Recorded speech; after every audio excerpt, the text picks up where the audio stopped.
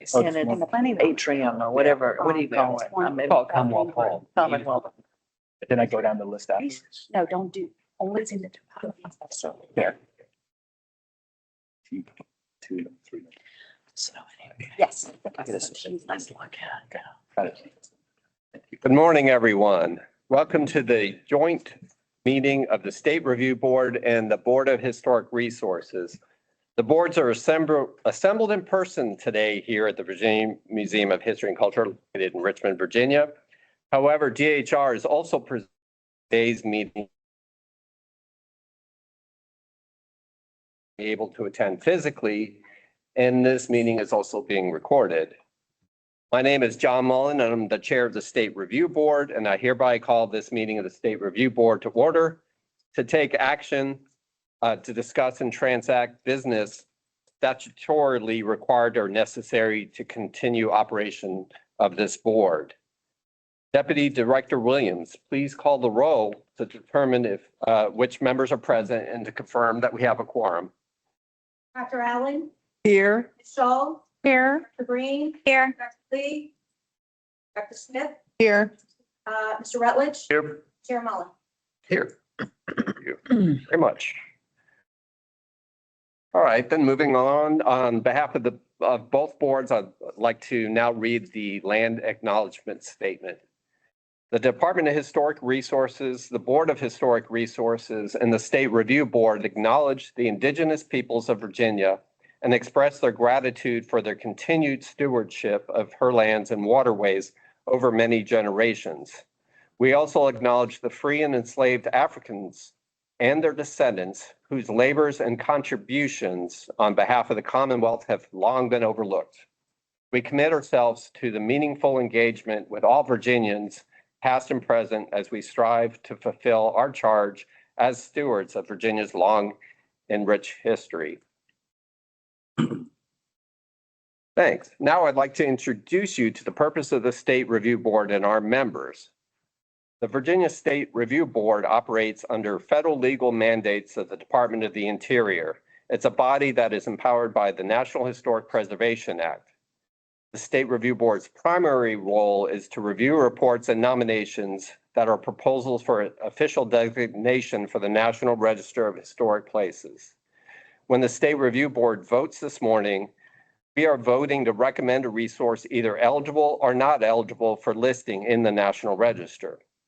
The board recommendation is made to the Director of the Department of Historic Resources, Julie Langen, who in turn makes her recommendation to the Keeper of the National Register. Board members are appointed by the Director. At least a majority of the board members must be practitioners who meet professional standards established by the Secretary of Interior in the core disciplines including architecture, architectural history, archaeology, both prehistoric and historical, anthropology, and history. A few words about where we are in the process of designating the resources on the agenda today. All items that we will see this morning have graduated through a process of careful review, which has two major steps. The owners have submitted their proposal and the preliminary report to staff and to the board, and in some cases, site visits have been made and more information requested by either staff or the board members. The nominations were written after the first round review. Guidance and research recommendations have been explored and incorporated into the final nominations. The nominations then go through a rigorous review process. All nominations are then posted online for public review on the Department of Historic Resources website. The following criteria are used to measure the significance of a resource. The criteria are identical for listing in the state register as well. And they are criterion A, significant historical association, criterion B, association to a historical person, criterion C is significance for architecture or craftsmanship qualities, and criterion D is archaeological significance. Since the register is based on the importance of authentic materials, tests of historic integrity have been brought into play. A resource must convey its significance through its surviving historic fabric, and in the case of architecture, its intact historic form and spatial arrangements. If the board approves the resources this morning and then the director agrees with the board, the staff will then forward the nominations to the keeper of the National Register within 90 days of this meeting. And the keeper of the National Register will complete their review within 45 days. On approval by the keeper, the resources then listed in the National Register. The owners of historic resources are entitled to place a plaque in their building. They have access to various preservation programs that are offered by the state and the federal government. Listing, however, is not an absolute protection. It is honorary, and protection and stewardship of the historic resources is dependent on the owner. There are no restrictions on the use of designated property that occurs as a result of this listing. All right, now I'll introduce you to the state review staff or board members, beginning with Jeff. I'm Greg Rutledge. I break Baltic, and my practice is in historic preservation. I'm Larissa Smith. I'm a professor of history at Longwood University in Farmville, Virginia. I'm Jody Allen. I'm a professor of history at William and Mary, and I live in Ashland, Virginia. I'm Carol Shull, and I'm a historian from Arlington, Virginia, and a former keeper of the National Register of Historic Places. Good morning. I'm Eleanor Breen. I'm the city archaeologist in Alexandria, Virginia, where I also live. And as I introduce myself, I'm John Mullen. I'm also an archaeologist and living in Falls Church, Virginia. Thank you. Now I'm going to ask the board members. First of all, notice that the hybrid meeting, I think, comes up first. All board members and most of the department staff participating are here in person today's meeting, but we have members of the public here with us today and others joining us virtually. So to let you guys know, this is a public meeting that is being streamed and the online feed being recorded. Also, on behalf of our boards, I'd like to thank Jamie Boskett, along with all of his staff here at the museum, for graciously hosting us today in this venue. Thank you. All right, moving on to approval of the agenda. Board members, you have a copy of today's final agenda in front of you today. And if there are no questions or comments on the agenda, I would like to entertain a motion to approve it. So moved. Second. Thank you. All those in favor of approving today's agenda, say aye. Aye. Motion passes. And then next down in your sheets, you guys have a copy of the draft minutes from our June meeting that you have reviewed. If there's any changes or comments on the minutes, let me know. If not, I'd like to entertain a motion to approve the minutes from June. I will make a motion to approve the meeting Second. minutes from June. Oh, sorry, Jeff. Thank you. All those in favor, please say aye. Aye. All right, motion passes. And then finally, we have approval of our 2026 meeting schedule, which has been posted on the Department of Historic Resources website for our upcoming meetings in 2026. If there's any comments or changes or anything needed, if not, I would like to entertain a motion to schedule. So moved. Second. Jody, thank you, Larissa. All those in favor, please say aye. Aye. All right, schedule passes. Now I would like to turn the floor over to the Board of Historic Resources and Chair DeJarni. Thank you, Chair Mullen. I call this meeting to order to take action to discuss or transact the business statutorily required or necessary to continue operations of the Board of Historic Resources. My name is Amy Giorgiani, Chair of the Board of Historic Resources for the next few minutes. Deputy Director Williams, could please call the roll to determine the board members who are present and to confirm that we have a quorum. Dr. Rutherford, Here. Ms. Spivey, Here. Ms. Towns, Here. Mr. Boskett, Here. Ms. Hudson, Here. and Chair Giorgiani. Here. Thank you, Ms. Williams. Now it's time for our board elections. My term as chair and the vice chair of the Board of Historic Resources has come to an end. And so we need to elect a new chair and vice chair. Do I have any nominations on the table? Chair Giorgiani, I'd like to make a motion to elect Dr. Ken Rutherford as chair of the Board of Historic Resources and to elect you, Amy Giorgiani, as the Vice Chair of the Board of Historic Resources. Thank you very much, Ashley. Are there any other nominations? Being none, do I have a motion to nominate Dr. Ken Rutherford as Chair and myself, Amy Giorgiani, as Vice Chair of the Board of Historic Resources? Moved. Thank you.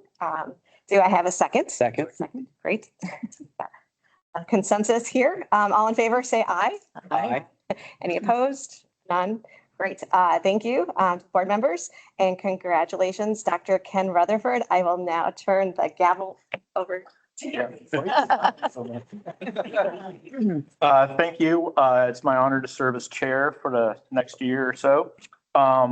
First, I'd like to thank Jamie for your hospitality and for your staff in this awesome venue. And thank you, Amy, for serving as chair so well this past period. Thank you.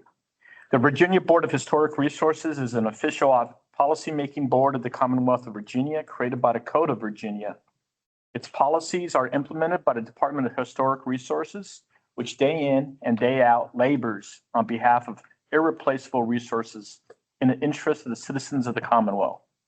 The board is charged primarily with the responsibility for designating historic landmarks of local, statewide, or national significance, establishing historic preservation practices for the care and management of our Virginia historic landmarks, designating state-recognized historic districts and archaeological sites and zones, approval of highway markers, reviewing programs and services of the department, and making recommendations to the director of our department and the governor regarding programs and services. And in order to preserve important sites and buildings in perpetuity, accepting voluntarily granted gifts of preservation easements over historic properties to the Commonwealth. The governor of Virginia selects members of the board from volunteer and professional leaders of Virginia's history, preservation, and museum communities. Votes taken during this meeting are official actions of the Commonwealth of Virginia's Board of Historic Resources. Now, I'll ask the board members to introduce themselves, to tell you where they are from. Let's start with here. Happy to. Hi, I'm Mary Pope Hudson, president of Sweetbriar College, and I reside at Sweetbriar College. Good morning, Jamie Bosket. I'm the president and CEO of the Virginia Museum of History and Culture, and I reside here in Richmond, Virginia. Amy Giorgiani, Falls Church, Virginia. I work on my day job with the Architect of the Capitol. My name is Martin Towns. I'm the Deputy Butler at the Executive Mansion of Virginia, also the Mansion Historian. I'm also from King William County. My name is Ashley Spivey. I am an anthropological consultant working with tribal nations, and I am a member of the Pamunkey Indian Tribe. And I also live in King William County, Virginia. My name is Ken Rutherford. I'm professor of political science at James Madison University, and I reside in Harrisonburg, Virginia. Okay. Please be advised that today's meeting is taking place in person and online and is being recorded. Board members, you have a copy of the final agenda for the meeting. If there are no questions or comments on the format or the agenda, I'd like to request a motion to approve the agenda and format for today's meeting. All those in favor, please say aye. None. So moved. Moved approval. Second. None opposed, the motion passes. Thank you, board members. We got it. Please refer to the proposed scheduled meetings for 2026. Are there any changes that need to be made?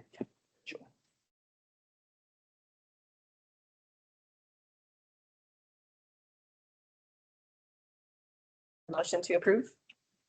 Is there a second? Second. Second. All those in favor, please say aye. Aye. Aye. The motion passes. John, I now turn the podium over to you.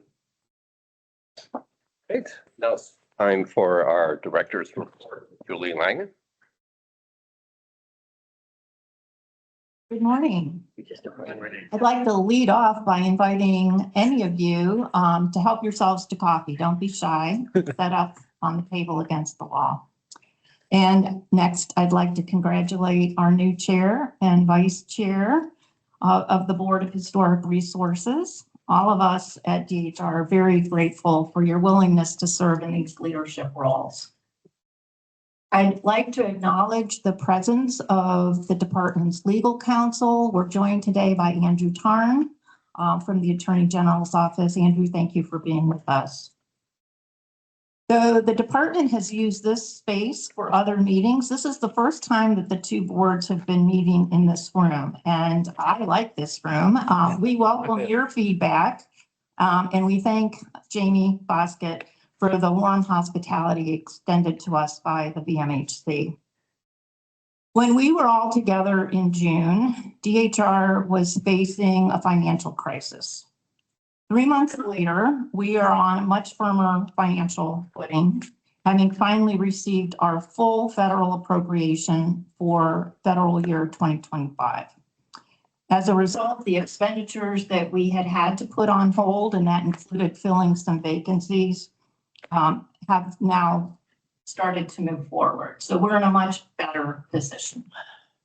Now our attention is focused on the 2026 budget, the federal 26 budget. And as you undoubtedly are all aware, that's very much in play at the moment.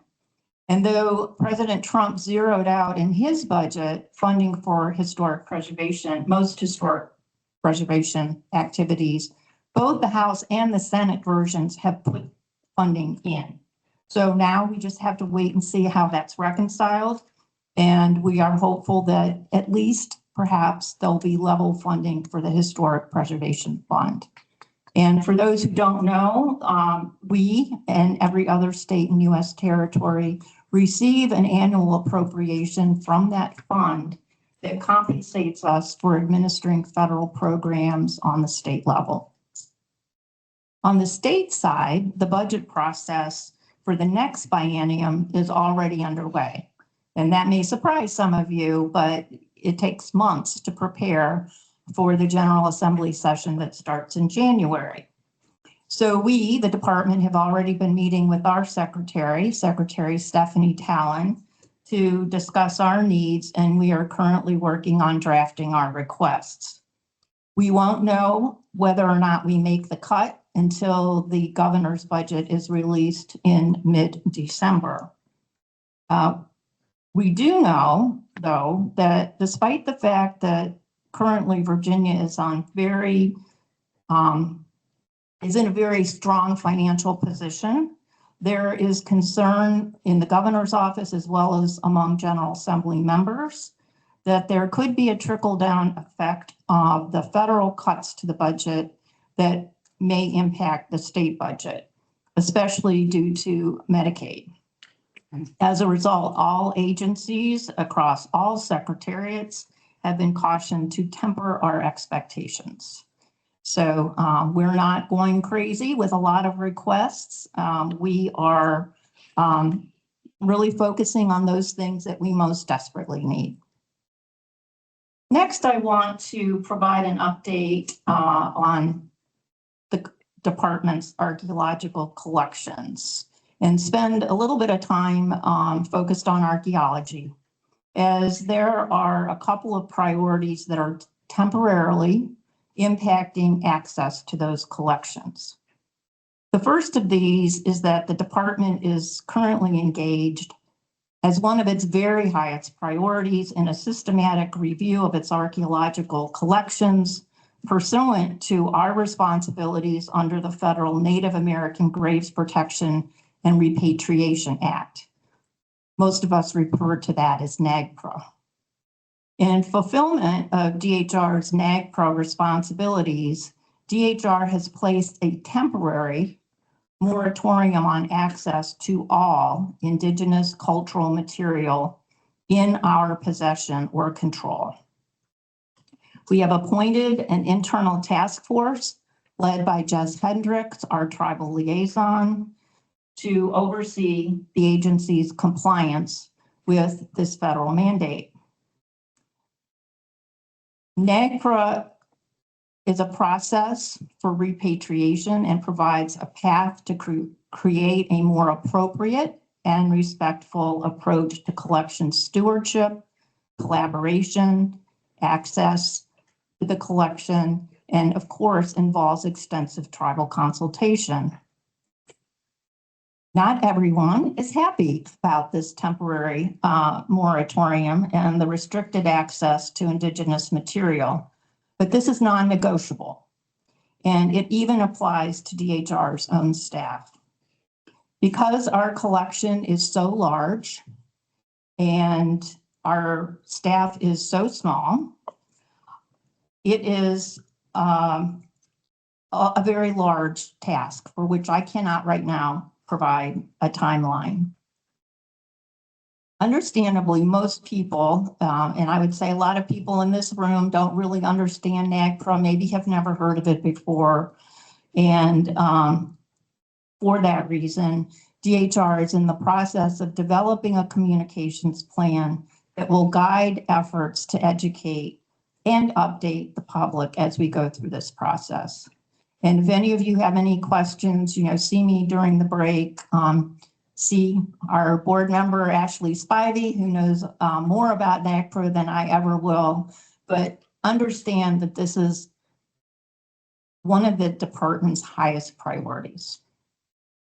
Secondly, still focused on collections, we are finally ready to embark on the installation of space saver shelving in the expanded collection storage space that we began leasing from the VMHC a couple of years ago. Not only does this involve some minor construction and lots of shelving installation, but it also involves the reconfiguring of over 10,000 storage boxes.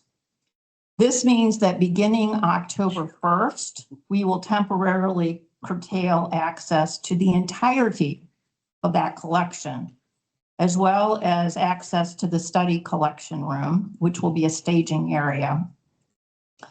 And we regret, and we know this is, going to be difficult for ourselves as well as others. We regret having to pause access to collections, and we really regret having to pause the assistance that we receive from our faithful volunteers. But we really have no other way to get this done. We intend to work as quickly and as efficiently as possible, but this is a monumental task that we just have to impose this temporary shutdown. This project is long overdue and will provide us a few years of growing room, so the pain should be worth the gain. And once we reopen, hopefully by the end of January, we will continue to restrict access to all Indigenous cultural material, as I explained, due to NAGPRA efforts. Staying with archaeology for just one more second, I want to remind everybody that October is Archaeology Month here in Virginia, and we are currently compiling a calendar of events that will be posted to our website. And as we always do, we're producing an Archaeology Month poster, which this year will highlight the 85th anniversary of the Archaeological Society of Virginia. Please let me or any staff member know if you would like a copy of that poster prior to our December meeting, when we'll be sure that you all receive one. Moving on to grants, if you read my written report that I sent out a few days ago, the department is in the thick of grant season with multiple grant programs announcing awards. And with so many grant programs running concurrently, DHR is realizing the benefit of having decided about a year ago to invest in the use of web grants. I'm happy to report that our newest grant program, our signature initiative for the semi-quincentennial, the Virginia 250 Preservation Fund, is going very well. And of the 35 projects selected for funding, 4 have already completed their work. Some of you may recall last year when we held our meeting in Winchester that we visited a property that the department actually owns, Claremont, outside of Berryville.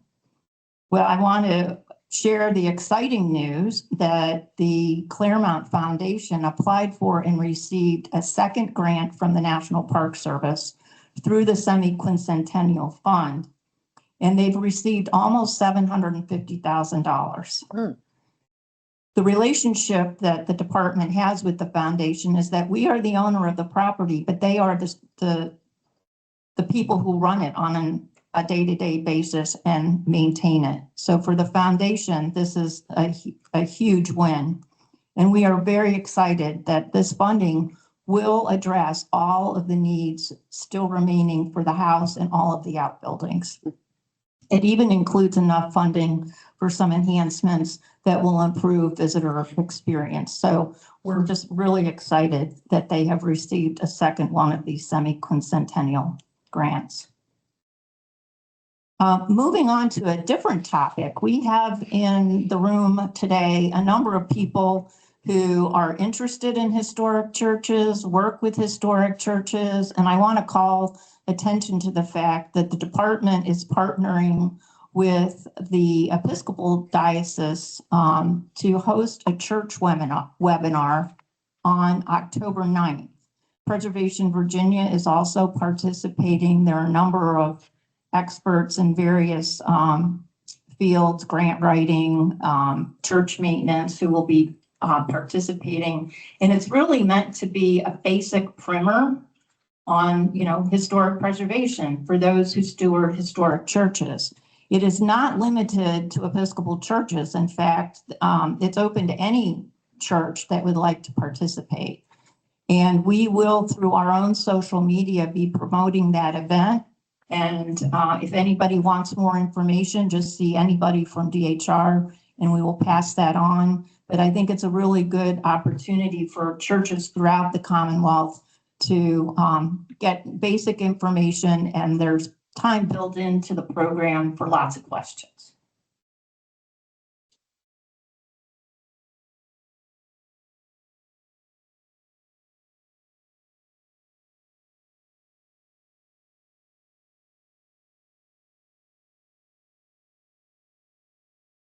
December 11th.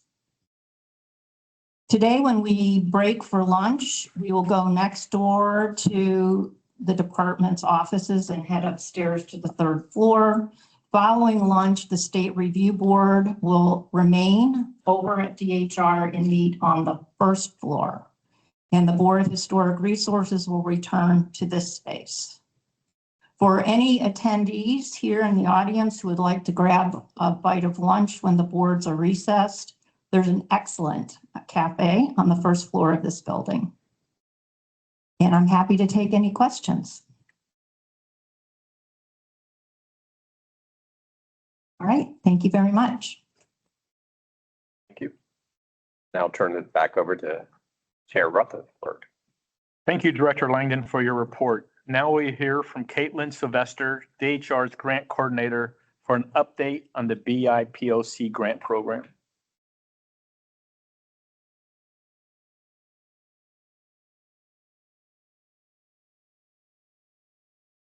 Hello, everyone. For those of you who don't know me, I am Caitlin Sylvester, the grant coordinator at DHR. And today I'm going to present the second round of award recommendations for the Virginia's Black, Indigenous, and People of Color Historic Preservation Fund, or BIPOC Fund. I will very briefly outline the grant program and the award review and selection process, then share the award recommendations and short project descriptions for all the selected projects. At the end of the presentation, I will read the resolution for board approval. Chapters 185 and 186 of the Acts of Assembly of the 2022 session of the Virginia General Assembly established in code the Virginia Black, Indigenous, and People of Color Historic Preservation Fund. The purpose of the legislation was to create a grant program to protect and support Virginia's historically underserved and underrepresented communities and the cultural and historical sites associated with them. The fund provides grants for the acquisition, protection, and rehabilitation of historic and archaeological sites of significance associated with Virginia's BIPOC communities. The initial allocation of $5 million is being split over 2 application rounds, this being the second. DHR has since luckily received additional funding for this program, and the next round will open in February of 2026. We used a 2-step application process. The first was a short pre-application to determine if the project met all of the eligibility requirements for the grant program. It requested basic information on the applicant, historic resource, and short project description. If the project was found eligible for grant funding, the applicant was invited to submit a full application. And that requested typical grant package information, including full project description, property documentation, budget, timeline, et cetera. So on February 4th, 2025, DHR issued the pre-application and received 68 submissions. Of those, 61 projects were determined to meet the minimum eligibility standards by DHR staff for the grant program, and they were invited to submit a full application. DHR then received 56 completed full applications. A review panel composed of internal DHR staff reviewed and scored those applications for completion, grant program eligibility, potential for Secretary of Interior standards compliance, project feasibility. Of those 56, 20 that best met the scoring criteria and program goals were elevated for scoring by a second round review panel composed of senior level DHR staff and external experts. I know that was a lot of numbers coming down. To reach the 2025 second round funding amount of approximately $2.5 million, the scoring panels, review panels, and DHR recommend funding 7 projects for a total of $2,500,958, with projects ranging in budget from $50,000 to almost $1 million. This will include 5 rehabilitation and/or stabilization projects, 1 archaeological data recovery project, and 1 project that includes both the acquisition of a building and rehabilitation. I will now run through these project recommendations for funding, including their name, applicant, budget, and brief description. Oh, I missed a slide. Here we go. The historic Free Hill Cemetery Archaeological Study from the Fluvanna County Historical Society in Columbia, Fluvanna County, with a recommended funding amount of $110,490. The Free Hill Cemetery, established in 1805 as a burial place for the free Black community, was logged and graded in the 1960s by the Columbia Town Council to fund a road building project. The goal of this project is to clear the site of scrub growth and conduct a GPR survey to identify the unmarked burials. The Jamestown Contraband Project from the Jamestown Rediscovery Foundation in Jamestown, James City County, with a recommended funding amount of $317,500. In 1862, enslaved individuals fled to Union-held Jamestown Island from the surrounding areas seeking emancipation. Jamestown Rediscovery's project will include a data recovery archaeological project, as well as community engagement work with descendant communities related to those contraband camps. The Mattaponi Indian Tribe Cultural and Historical Resource Revitalization Project from the Mattaponi Indian Tribe and Reservation in West Point, King William County, with a recommended funding amount of $999,900. This is a project to acquire and restore the Mattaponi Indian Museum, a culturally significant site on the Mattaponi Indian Reservation. The tribe will rehabilitate the building and construct a new accessible addition for community and cultural use. The reclamation of our heritage, preserving the Samuel D. Outlaw Blacksmith Shop from the Samuel D. Outlaw Blacksmith Shop Memorial Museum in Anancock, Accomack County, with a recommended funding amount of $64,967. This project will address critical structural deterioration and environmental threats to enhance the project and protect the workspace for Samuel D. Outlaw, a pioneering African-American blacksmith, served his community on the Eastern Shore for over 50 years. This structural work will allow for expanded public access. The 1935 Walker Grant School rehabilitation from Fredericksburg City Schools in the city of Fredericksburg, with a recommended funding amount of $454,175. Sorry, I'm having trouble reading all the numbers. The Walker Grant School building was constructed as the first publicly funded segregated school in Fredericksburg. A 2024 adaptive reuse feasibility study identified urgent repair needs for conservation of the school, or for conversion of the school to a cultural center with gathering space. The first priority is securing the building envelope to avoid further deterioration, and grant funding will cover the roof replacement. Strong boards for sacred walls from the Virginia Nottoway Indian Circle and Square Foundation in Capron, Southampton County, with a recommended funding amount of $50,000. This project will upgrade, renovate, and stabilize the Virginia Nottoway Indian Community House and Interpretive Center to meet the organization's goals of highlighting and educating school children and the public about the role of Nottaway's Native peoples and what they have played through history.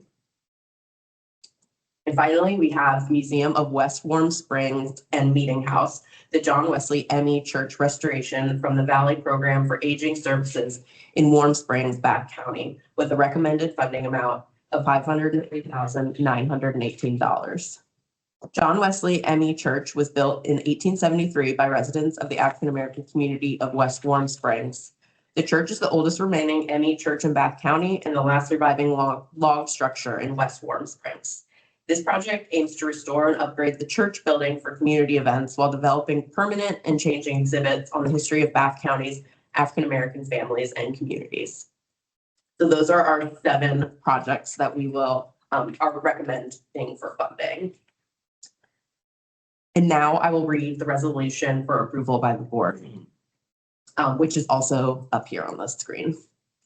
Whereas chapters 185 and 186 of the Acts of Assembly of the 2022 session of the Virginia General Assembly established in code the Virginia Black, Indigenous, and People of Color Historic Preservation Fund to create a grant program to protect and support Virginia's historically underserved and underrepresented communities and the cultural and historical sites associated with them. And whereas the BIPOC Fund will provide grants for the acquisition, protection, and rehabilitation of historic and archaeological sites of significance associated with Virginia's Black, Indigenous, and People of Color. And whereas the director shall administer and manage the BIPOC Fund and shall establish guidelines for applications, evaluations, and recommendations to the board for the award of grants from the fund. And whereas the following applicants and grant award budgets were recommended to the board. $110,490 to the Fluvanna County Historical Society, $317,500 to the Jamestown Rediscovery Foundation, $999,900 to the Mattaponi Indian Tribe and Reservation, $64,967 to the Samuel D. Outlaw Blacksmith Shop Memorial Museum, $454,175 to Fredericksburg City Schools, $50,000 to the Virginia Nottoway Indian Circle and Square Foundation, $503,918 to the Valley Program for Aging Services. Now therefore be it resolved that the Virginia Board of Historic Resources authorizes the funding of each heretofore noted BIPOC Fund project and authorizes the director on behalf of the board of the department to execute all grant agreements and any amendments thereto with the grantees. And I do have also a hard copy for signature, and that can be done through DocuSign. Thank you, Caitlin, for your presentation. Are there any questions for Caitlin?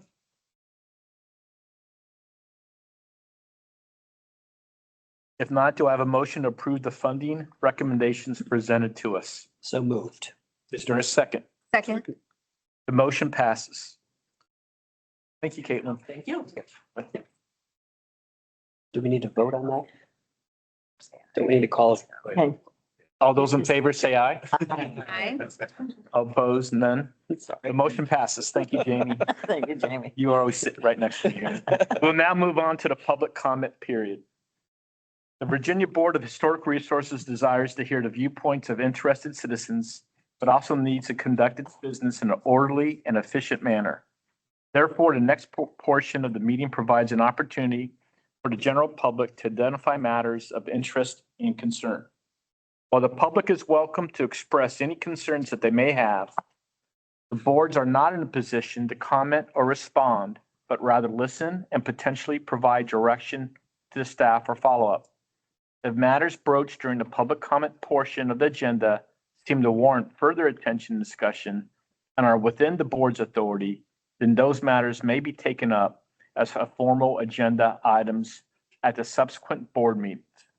In consideration of the time constraints, speakers during the public comment period are requested to limit their presentation to a maximum of 3 minutes. Upon recognition by the chair, we ask that the speakers clearly state their name and then directly address their comments to the board. As a reminder, board members will not officially respond to speakers nor take action on matters presented that are not already part of the agenda.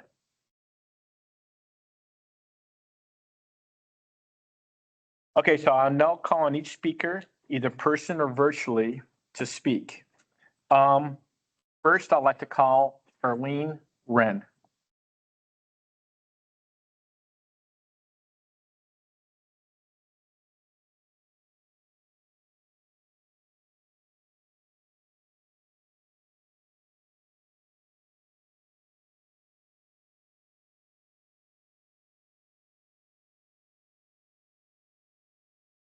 Good morning to the chairpersons and members of both the State Review Board and the Virginia Board of Historic Resources. My name is Charlene Wren, and I am here to speak on behalf of the nomination of Rocky Branch School for the National Register of Historic Places. I am a proud alum of Rocky Branch School located in Sutherland, Virginia, which is in the township of Dinwiddie County. This two-room schoolhouse is over 112 years old and is still standing. Rocky Branch School represents a memorial to the alumni and the community at large. My 97-year-old mother, who is still living, also attended this school. Even though the school shut its doors in 1963, the memories still live on in the hearts of its surviving alumni. It is a special reminder of where we started and how far we have all come. And the building still stands as a symbol of education to all. And it is our hope that it will continue to stand for generations to come. It is with profound gratitude that we stand before you today to thank you for considering the nomination of our school for the National Register. This mission started with the powerful desire of the alumni to preserve Rocky Branch School. However, we would not be here today without the help of some very caring, compassionate, and dedicated and hardworking people. And so we want to publicly thank the following: Mr. Jody Lehendro, Historic Preservation Architect, who has been our guide on this journey. Marla Cullum and team members of National Park Service, and Cheryl Green Day and team members of Preservation Virginia for their tremendous aid with the stabilization funding. Marcus Pollard and Lena McDonald from Commonwealth Preservation Group for their depth of knowledge and expertise in preparing this nomination. So at this time, I would like Rocky Branch School alumni and the School Preservation Committee to stand to be recognized. And I want to give a special shout out to Raymond Wren, Chair of our School Preservation Committee, for his perseverance and persistence in turning our dream into a reality. And again, we thank this joint board for your consideration of this illustrious nomination.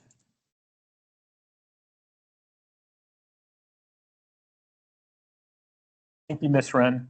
Our next speaker is Robin Patton.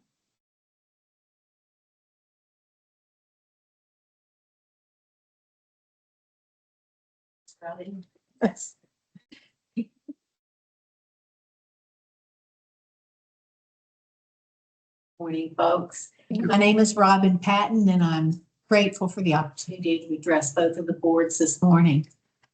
I'm the last surviving founder of the nonprofit organization One Shared Story. I'm here with the current board members. We are the 501c3 that received grant funding from the National Park Service for our proposal to develop a multiple property document. We called the project Sanctuaries of Governance and Social Structure, a collaborative project to recognize the role of African-American churches from Reconstruction to civil rights. You'll have to excuse my tears because I'm missing our president who passed in February, and this was her vision. Our work is dedicated to the memory of Gloria Gilmore, the founding president of One Shared Story. The project carries her vision for recognizing the many roles historic African-American churches have played in our nation's civil rights journey. She and I originally met with Jim Hare, retired DHR Director of Survey and Register. He was the first person we heard use the term MPD. We continue to find patient and encouraging staff at DHR to work with us, like Blake McDonald, who patiently helped us understand the agency's processes. And it was Bright Hope Baptist Church, who's also on the agenda today, who kept us focused. They had reached out to us as they uncovered their site's history and wanted to share it with others. The question of how assessment and recognition of sites occurs led us to Page, Pollard, and Commonwealth Preservation Group. And through these last few years, their staff of preservation professionals have become our absolute partners in this work. I want everyone to know that many groups, churches, and individuals collaborated with us and Commonwealth Preservation Group to develop the extraordinary set of documents we bring before you today.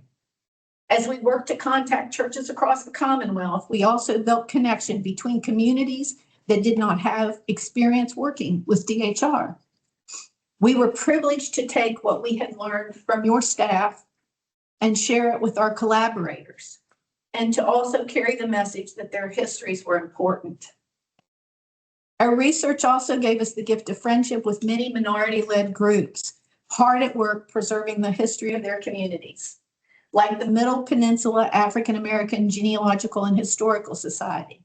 I know you all know Mrs. Besida Cawthorn White and the fabulous work she's been doing with highway markers. Similarly, the African American Historical Society of Portsmouth, with Charles Johnson as president. Patricia Austin and the preservation and reuse of the Withville Training School as a community center was a great find. Robin, you have 30 seconds. All the folks in Brunswick County associated with the James Solomon Russell Group and Christiansburg Institute, churches and pastors who welcomed us in, like Reverend Robert Anthony, who preaches at Blue Run Baptist Church in Barbersville, like Elijah Craig did in 1769. They are each and every one stewards of important pieces of American history. We have promised to continue this work, and we will do so with this project as our North Star. Thank you so much. Thank you, Robin. Next speaker, Scruggs.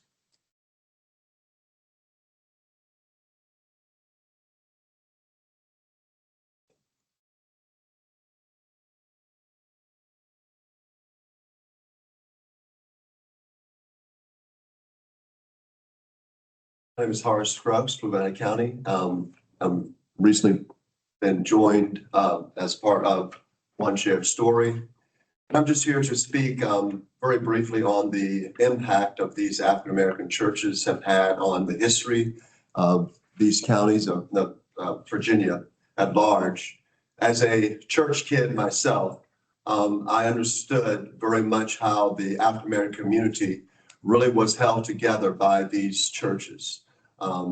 There were 10 churches in Fluvanna County, all started and began basically around between 1865 and 1870. So there was a growth of community pride and understanding of African American history shortly after emancipation. And so the depth and knowledge of these communities is what should be celebrated and preserved very much in Fluvanna's history as well as Virginia's history. So I just speak on behalf of One Shared Story and the work that we've been doing with this project. I began to work with them, videotaping and audio recording history from several people in the community. I myself was one of the people who spoke in this history. And so just really encouraging the approval of this document. And because it is something that it should be preserved in Virginia's history and to celebrate the work of the African Americans who established these churches so many years ago. Thank you for your time. Thank you, Mr. Scruggs. Our next speaker is Emily Winke. Good morning to everyone. I am also on the board of the One Shared Story. So I just on piggyback as to what Robin has said, we're here to carry on the mission. Thank you.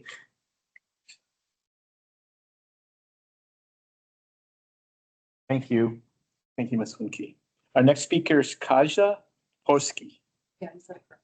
Should I speak from here? Wherever you want. Okay, I'll try to project. Good morning, my name is Kasia Bofke. I'm also with the board of One Shared Story.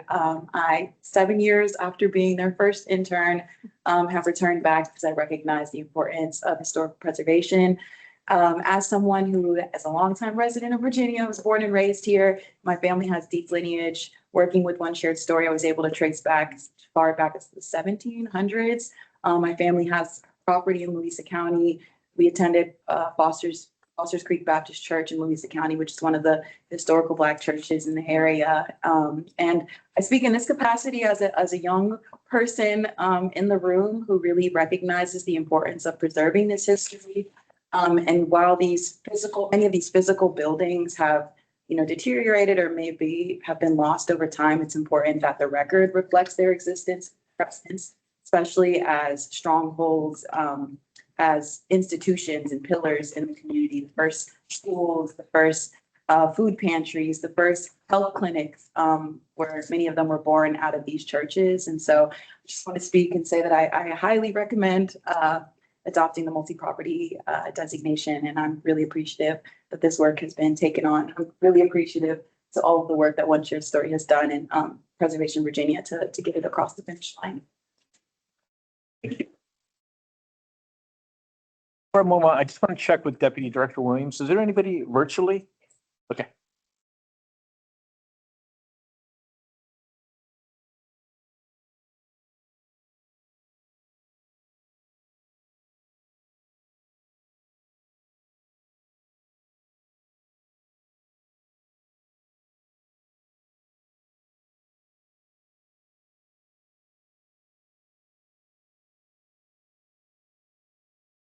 Right, we have 3 folks signed up for virtual comment.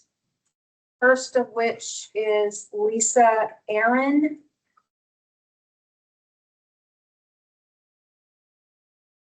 Miss Aaron, your mic is unmuted and you can begin your comments.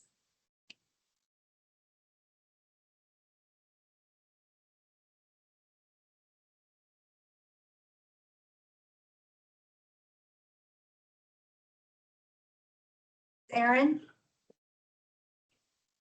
Maybe you want to say it in the mic. Miss Aaron, Lisa Aaron. your microphone is unmuted.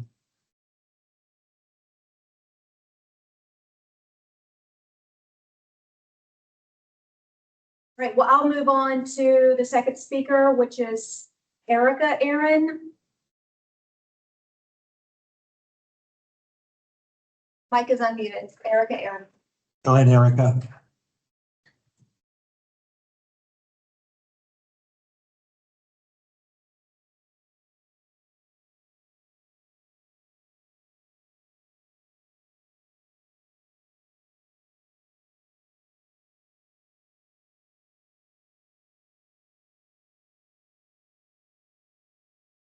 Right, we'll go on to Tomorrow Robinson.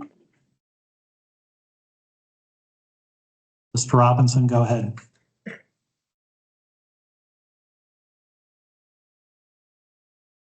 Hello. We hear you. Go ahead. Hi, my name is Pastor Robinson. I'm the pastor of Bright Hope.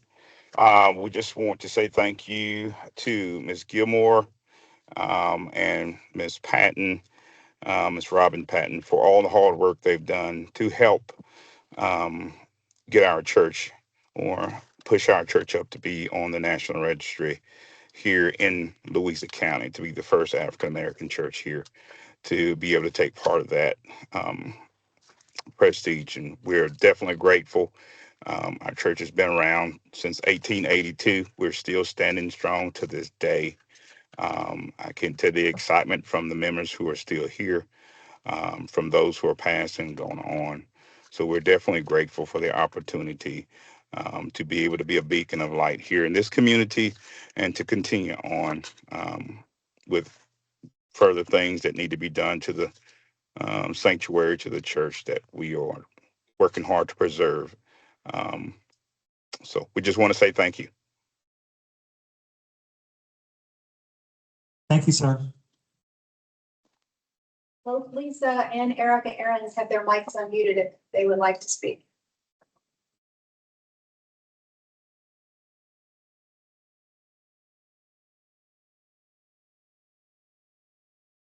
Ms. Aaron?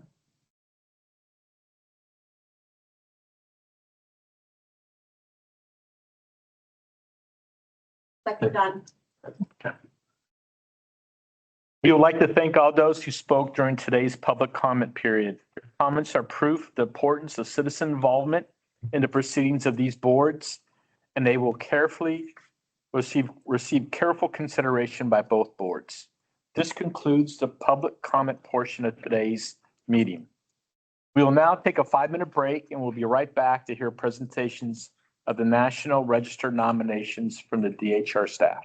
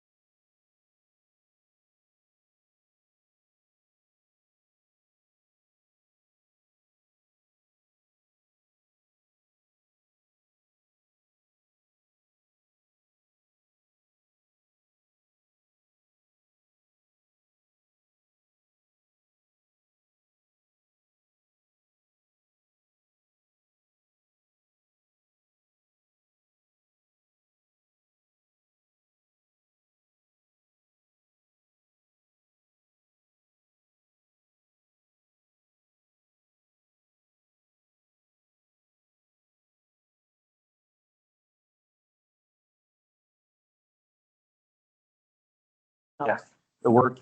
All right, thank you, everyone. We are going to resume our joint meeting now. And we will begin with the National Register, Love it. with the statewide National Register nomination of the African American Churches Multiple Property District.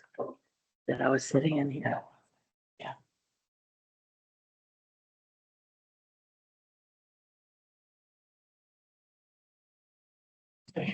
So good morning, everyone. My name is Jason Walker. I'm the National Register Program Manager at DHR.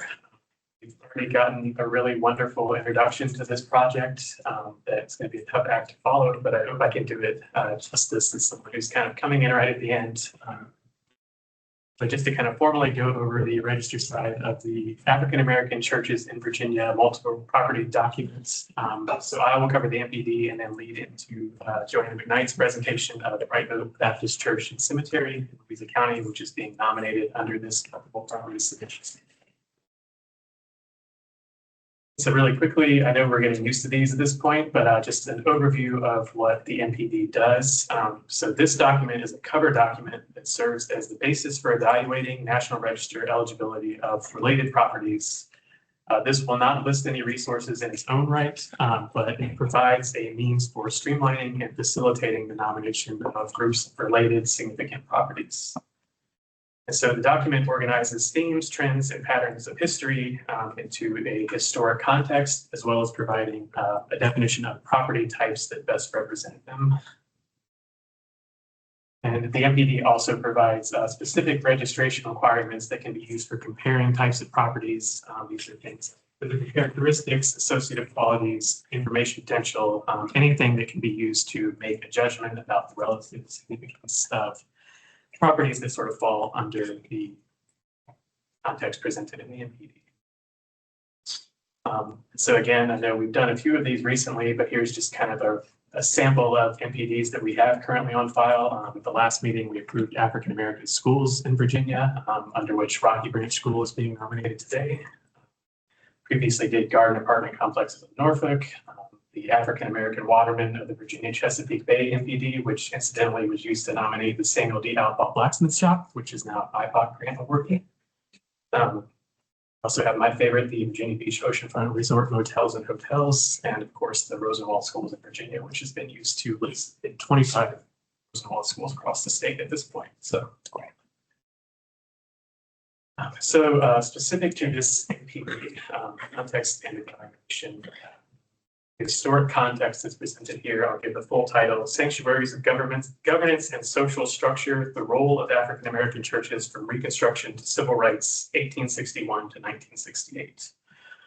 And to summarize really briefly a very comprehensive and encompassing historic context, this MPD outlines the social, civic, educational, and spiritual roles that African American churches and spiritual gathering places have played from Virginia's colonial era through the mid-20th century.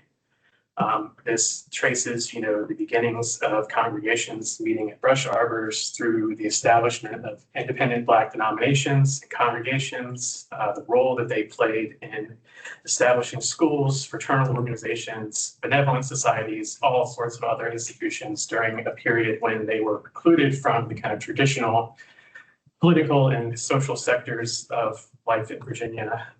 And finally, the role that churches eventually play as spaces of governance and also sheltering spaces for resistance and political activism during sort of culmination of what this context argues is really a much longer civil rights movement, kind of encompassing this whole period up until kind of victories in the late 1960s. Associated property types, these were determined based on review of churches that we already have listed, as well as field work that recorded 25 churches across the state.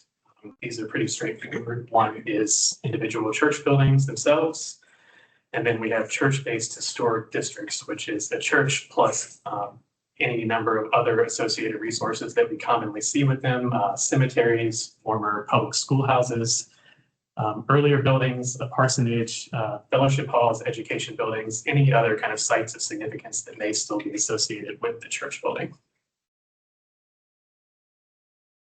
So just to kind of cover that really quickly, as you can imagine, going from the mid-19th century to the mid-20th century, church buildings are going to present an assortment of building variations, dates of constructions, evolutions, reflective of the kind of rapid growth and creation of congregations throughout this period from the Civil War onward, as well as their adaptability to continue to meet the needs of their local communities.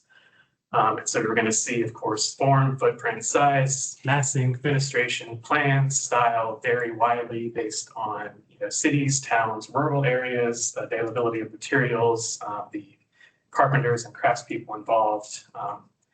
So I just wanted to include these two sort of very different, but both related kind of property types under this document. And just to kind of give a quick overview of that. So this also does encompass, there are cases where, an antebellum church founded by a white congregation may have been sold or given to an African-American congregation after the Civil War. That would also apply during this period. But what we see for sort of churches purpose-built for Black congregations are sort of a brief period of log construction. These are admittedly a bit rare at this point, and also documentation can be complicated by the addition of weatherboard or other cladding materials later on, making that structure difficult to discern readily. By the late 19th century, many in towns and rural areas, frame construction is the standard. It's important to note that these churches may have received brick or stone many years later on, and that can be still a significant part of their historic evolution. Brick and stone masonry becomes common in urban areas by the late 19th century and into the 20th century.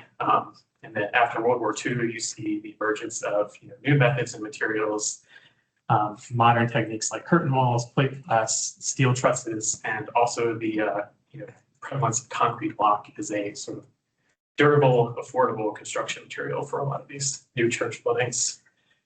And just to note, the kind of vernacular and high style interpretation of the Gothic revival was the most ubiquitous based off of sort of the overview survey presented in this document.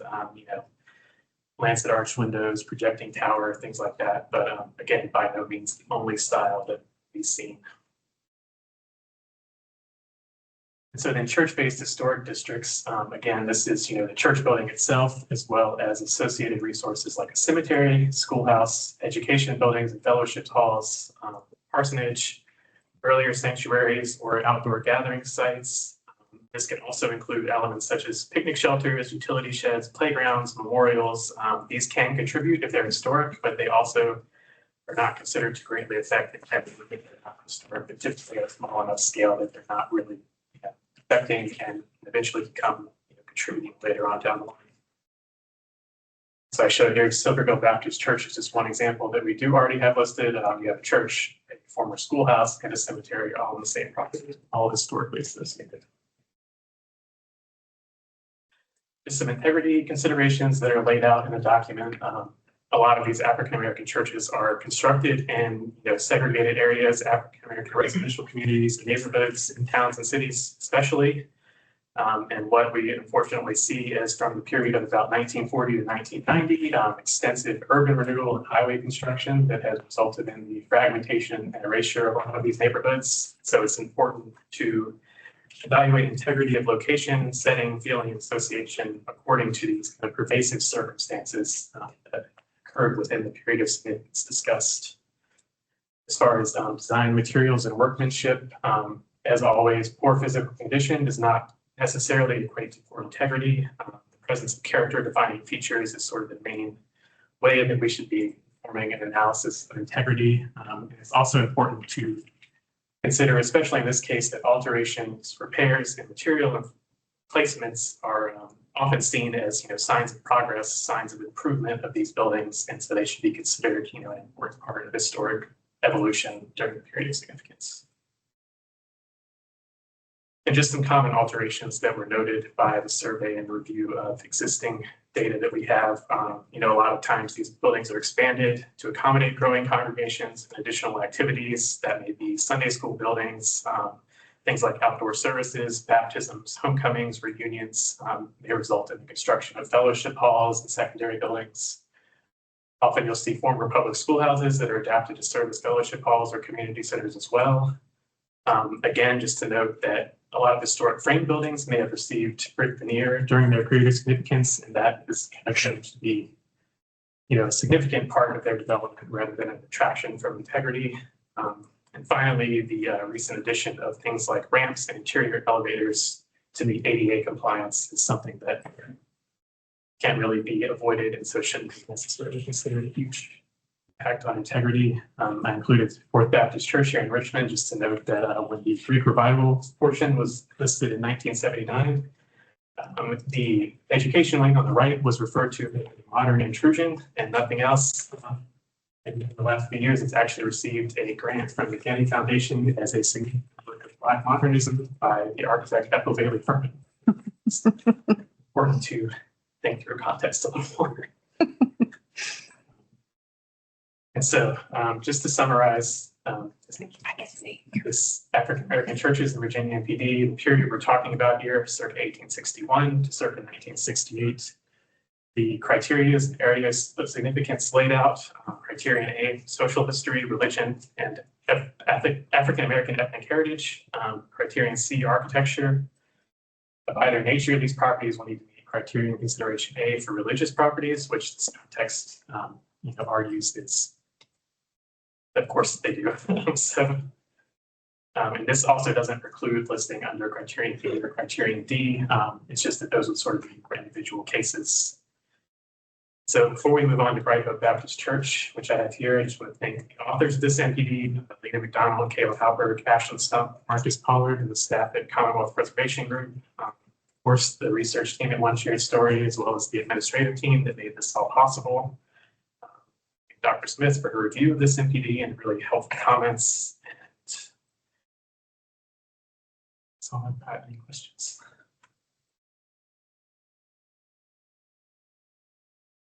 If I could just comment very quickly, this is an impressive project and a really kind of impressive body of work. So I just want to add my congratulations to One Shared Story and to Commonwealth Preservation Group. It's an incredible project.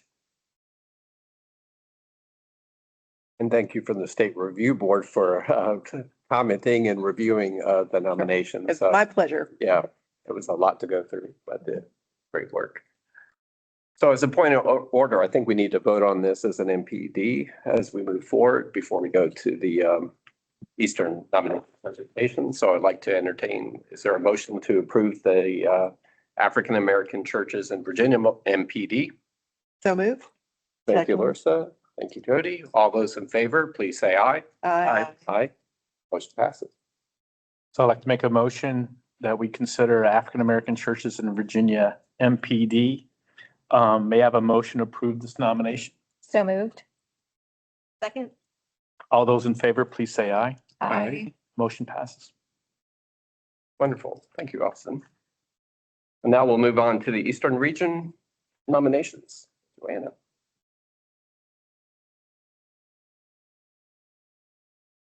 Morning. Morning. Volume okay? Yes. So following up on the MPD, we have the Bright Hope Baptist Church and Cemetery, which is being nominated under the MPD. Bright Hope Baptist Church and Cemetery is located in Louisa County on the northwest side of Poindexter Road within the rural landscape that characterizes the county. The church includes the 1882 sanctuary with multiple additions as well as a cemetery. Bright Hope Baptist Church was constructed in circa 1882 on land deeded to the church trustees for $1 of that same year. This vernacular Gothic Revival church is a one-story, three-bay, rectangular wood frame building with a transept projecting at right angles from the nave. The transept appears to be original to the building. On the building's facade, a circa 1920 two-story projecting tower includes the primary entrance vestibule with a belfry. Within the vestibule's attic, the original gable end of the 1882 building is visible. So we also have a cemetery, which dates to 1957 as a contributing site. It's located northeast of the sanctuary, and it's within a large, roughly square grassy field that covers about 2/3 of the property's total acreage. Approximately 300 marked and unmarked burials are within the cemetery. The gravestones are placed in a number of scattered groups, with one group in the northwest quadrant of the square and two more in the southwest and east quadrants. The markers date from the mid-20th century to the present. The congregation was established by a Reconstruction-era rural community of freed men and women in Louisa County that has survived to present day. Bright Hope Baptist Church has served as a community nexus throughout its history. During the early to mid-20th century, the Prince Hall Masons, an African-American fraternal organization and outgrowth of the Freemasons, met in the church prior to constructing their own meeting hall nearby. So the Bright Hope Baptist Church and Cemetery is being nominated under the African American Churches in Virginia multiple property document. The property is locally significant under criterion A in the areas of African American ethnic heritage and social history. The period of significance, 1882 through 1975, begins with the sanctuary's completion and opening on September 15, 1882, and ends with the traditional 50-year end date for properties where historically significant activities have continued into the more recent past but do not meet criteria consideration G. Bright Hope Baptist Church and Cemetery meet criteria consideration A for religious properties and criteria consideration D for cemeteries. Summary: 2 contributing resources, 2 non-contributing resources, nominating at the local level under criterion A, and this was written by Commonwealth Preservation Group. Any questions? Okay. Moving on to Woodland Cemetery. This is in Henrico County and City of Richmond. So it sits on the border north of I-64 and west of Mechanicsville Turnpike. The cemetery occupies approximately 30.5 acres, and the location was advertised in 1917 as quote unquote easily accessible, particularly those living in Chaco Hill or Church Hill within the city of Richmond. The cemetery still remains easily accessible, though it's now tucked away and surrounded by industrial land to the west, south, and east. You really do not realize it's there unless you are familiar with the area. The historically Black cemetery opened in 1917 and continues to accept interments today. The cemetery contains an estimated 30,000 burials, though many markers are no longer visible. The cemetery has a curvilinear design and is accessed via a gateway on Magnolia Road. The road system leads visitors to a fountain featured within concentric circles near the center of the cemetery, to a chapel on a knoll east of the fountain, to a veterans memorial at the knoll, and to the thousands of grave markers identifying the final resting places of local citizens. Multiple parcels comprise the cemetery district. In addition to the overall site, there are 3 other contributing resources within the cemetery: the circa 1917 entrance gate, the mid-20th century mortuary chapel, and the central fountain. Primarily gravel roads radiate out from the central area and connect the curved roads that roughly parallel the boundaries of the parcel and differentiate each of the 26 burial sections. The roads extending through the cemetery have names relating to important historical figures and natural elements. As the most marginalized segment of Richmond's population, early Black residents of the city, enslaved and free, struggled to have a dignified final resting place. By the early 20th century, many of the Black burying grounds in the Richmond area were either nearing capacity, within segregated cemeteries, faced obliteration due to development in the city, or had grown neglected and overgrown.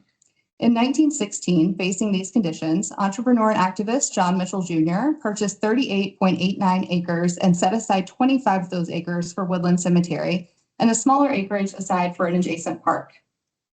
Mitchell formed the Woodland Cemetery Corporation in November of 1916 to develop and operate the cemetery, and Repton Land Corporation conveyed the 25-acre cemetery parcel to the Woodland Cemetery Corporation in December of that year. Local surveyors, T. Crawford Redden Brothers, laid out the 2,038 plot park. Bragg Brothers and Company, local Black real estate agents, acted as agents for the cemetery. And Mitchell spent over $40,000, which equates to $986,000 as of 2024, to develop a space that would exude pride in Black culture while providing a safe space for Black residents to enjoy. The first 101 burials had taken place by November 17, 1917. And the following years would see many burials of newly deceased and those relocated to Woodland from other Black cemeteries in the Richmond area. Woodland Cemetery is locally significant under criterion A in the areas of ethnic heritage, African American, and social history as a cemetery created by local Black leaders during the Jim Crow era in the South for Black residents of the city of Richmond and Henrico County.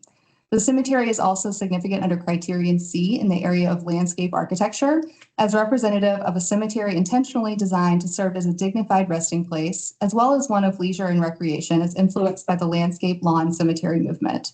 The cemetery opened in 1917 and continues to be used into the 21st century. Just to recap, and this nomination was written by D.R.F. Friedberg with Dutton and Associates. Questions?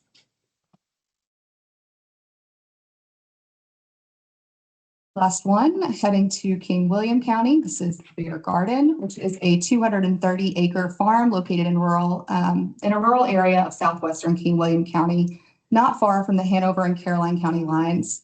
It's located on a ridge above the Pamunkey River floodplain, about 5 miles northeast of Hanover Courthouse.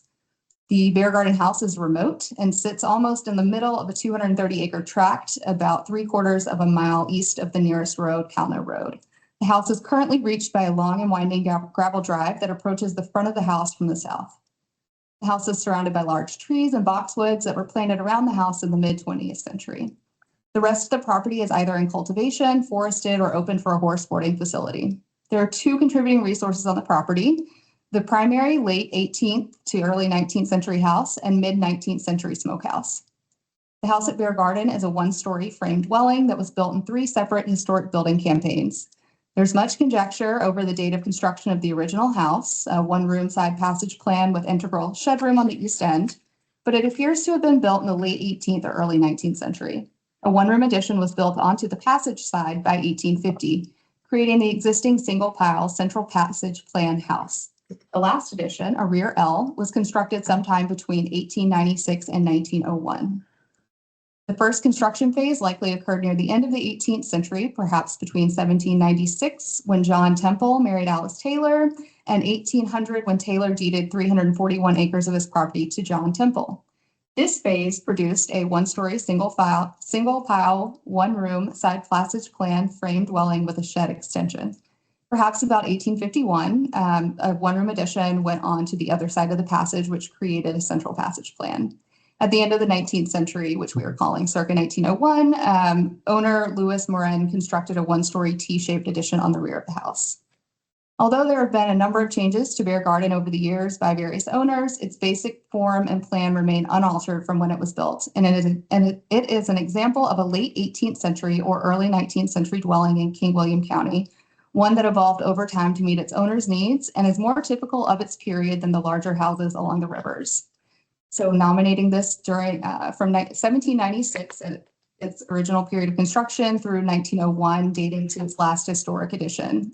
2 contributing resources: the primary dwelling and the smokehouse, at the local level under criterion C for architecture. And this nomination was written by Ashley Neville and John Salmon. Question? Turn it over to Ari.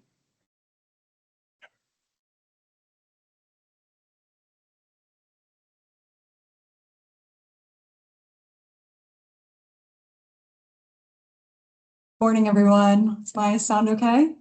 Perfect. Okay, so I'm Ari, and I will continue us on with our last 3 Eastern Region nominations. And I will start us off with Rocky Branch School, which we've had the pleasure of hearing about already this morning. So Rocky Branch School occupies a 1-acre lot in rural Dinwiddie County near the unincorporated community of Sutherland.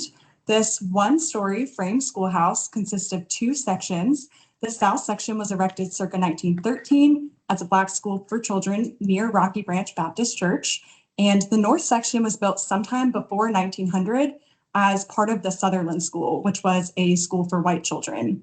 In 1928, Rocky Branch Church patrons obtained a section of the former Sutherland School, and they moved it and attached it to the circa 1913 school. In addition to the schoolhouse, a circa 1913 capped well is a contributing resource. Next to the well is a marker for the Civil Rights and Education Heritage Trail. This marker is a non-contributing resource. In the mid-2000s, an asphalt parking lot was installed around the schoolhouse, and this lot is associated with the church. Together, the school's north and south sections create an L-plan 2-classroom building. There are 2 cloakrooms and an entry porch on the west side of the south section, which we can see in that bottom photo. The door to the north cloakroom was relocated to connect with the added north classroom. Both sections of the building have a pier foundation composed of a mix of fieldstones, granite blocks, brick, and modern concrete blocks. The walls are clad in weatherboard siding, and each gable roof is covered with modern metal panels, which are laid on top of the original standing seam metal roofing. Original windows with 6/6 wood sash are symmetrically spaced along all elevations. Interior finishes include narrow gauge hardwood flooring, tongue and groove wood beadboard on the walls and the ceilings, and plain window and door casing. A pair of pocket doors occupies the partition between the two sections of the building. The interior has wood stacked panel doors at each cloakroom. A 1960s partial height partition is in the 1913 section of the former school, and this does post-date the use as a school. Aside from this alteration, the building has remained unchanged since its closure in 1963. So as mentioned, Rocky Branch served as a public school for African American children in Dinwiddie from circa 1913 to 1963. The school originally had a single classroom, which housed students from all elementary grades, and these students were instructed by a single teacher. In 1928, following the addition of the school's north section, the circa 1913 south section housed students in 1st through 3rd grade, and the north section students in 4th through 7th grade, and 2 full-time teachers taught at the school. Again, the school closed in 1963, and this followed the students' reassignment to a newly constructed, also segregated elementary school. Rocky Branch is locally significant under criterion A in the areas of education and African American ethnic heritage, and under criterion C in the area of architecture. The building retains character-defining features of an early 20th century rural school for African American students. The school, as mentioned, is nominated under the Multiple Property Documentation Form, African American Schools in Virginia, and is an example of a privately/publicly built school, circa 1902 to circa 1931, subtype A. And so what that means is this subtype is comprised of schools built primarily with donated funds, materials, and labor that were designed by local builders and craftsmen without reliance on a specific standardized plan. The school meets criteria consideration A for properties owned by religious institutions, as its significance is based on its use as a public school during segregation. And the school meets criteria consideration B for relocated properties because the north section was moved during the period of significance and allowed for expansion of the teaching staff and an improved student-to-teacher ratio. So just to give a quick recap, the school is being nominated at the local level of significance under criterion A in the areas of education and African American ethnic heritage, under criterion C in the area of architecture. Again, criteria considerations A and B apply. The period of significance spans the school's operation, and there are 2 contributing resources and 1 non-contributing resources. Are there any questions? All righty. We will continue on to Newport News, where we have the Daily Press Building. The Daily Press Building is located in a suburban area of Newport News. It's situated on a large rectangular parcel just south of Mercury Boulevard and southwest of Warwick Boulevard. An example of new formalism, the building was designed by local architect Forrest W. Coyle and completed in 1968. In the early 1980s, the paper's printing equipment was moved to a neighboring building. A circa 1982 steel frame, glass enclosed sky bridge, seen in that bottom photo, was added to connect the 2nd story of the 1968 building to this neighboring building. The Daily Press building is moderately set back from the street, accommodating a small front lawn. This lawn has a central flag plaza featuring large square concrete pavers and 4 flagpoles. The plaza is a contributing resource. A circa 1980 equipment enclosure and a 1985 satellite dish are non-contributing resources. The Daily Press building displays the character-defining elements of the new formalist style on both its exterior and interior. The 3-story 9-bay building has a concrete foundation and exterior walls clad in a combination of slate panels and stretcher bond brick veneer. The bays on the facade and side elevations are formed by beveled, marble-clad steel pilasters. A total of 12 tons of Carrara Italian marble, 3 tons of granite, and 2 tons of black slate were installed on the exterior of the building. The heavy, flat slab roof is defined with metal coping. The roof features a deep marble-clad eave that projects over the plaster capitals along the facade and side elevations. The building's varied exterior materials and color palette, coupled with the monumentality of its form and its symmetrical fenestration, embody the key elements of New Formalism. The lobby is also characteristic of New Formalism, with its combination of traditional finishes and this great spiral staircase as its focal point. The staircase again features Italian marble-clad stair risers with a custom wood railing that has brushed metal balusters and strips of wood on the exterior sides. The space retains original terrazzo flooring and pristine Italian marble wall cladding. In contrast, most of the spaces on the first and second floors are finished with typical 1960 office materials, including drop ceilings with acoustical tiles, walls composed of concrete blocks or sheetrock, and concrete floors covered with carpets or vinyl composition tile. These spaces were renovated multiple times, resulting in cosmetic changes such as new carpet and paint colors. Modular partitions for creating new offices were also installed or removed as needed along the perimeters of the open spaces. A rare resource type, the Daily Press building housed all of the newspaper's operations, including those of its administrative, reporting, and sales staff, and the printing and distribution of the paper itself. Prior to the building's completion, over the years, the Daily Press occupied several different downtown buildings, relocating as operations grew. The paper was established and has been in continuous operation for well over 100 years, since 1896. The Daily Press, along with its evening counterpart, the Times Herald, published local, state, national, and international news for an audience primarily in Virginia's Middle Peninsula and Hampton Roads region. Even after radio and television news became commonplace, local papers were an essential part of the local media landscape. In 2014, the Daily Press began relocating its operations to City Center at Oyster Point Suburban and Business Development. The Daily Press is locally significant under Criterion A in the area of communications and under Criterion C in the area of architecture as a purpose-built, custom-designed office and plant housing the complete operations of the Daily Press newspaper. The building is a locally significant example of New Formalism, which is a relatively rare modern movement style, and is among the large body of commercial, institutional, and educational buildings designed by Newport News-based architect Forrest W. Coyle.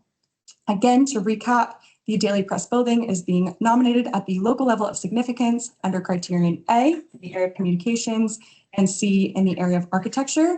The period of significance is 1968, encompassing the building's construction and the continued operation and expansion of the Daily Press paper. There are 2 contributing resources and 2 non-contributing resources. And this nomination was authored by Leah McDonald and Ashlyn Stump of the Commonwealth Preservation Group. And I think I forgot to mention that they authored the last nomination as well. So thanks to them. Any questions? All righty. And so one more by Commonwealth Preservation Group. This is the Norfolk Cultural and Convention Center. So the Norfolk Cultural and Convention Center is a multi-level complex composed of 4 interconnected resources situated on approximately 11 acres.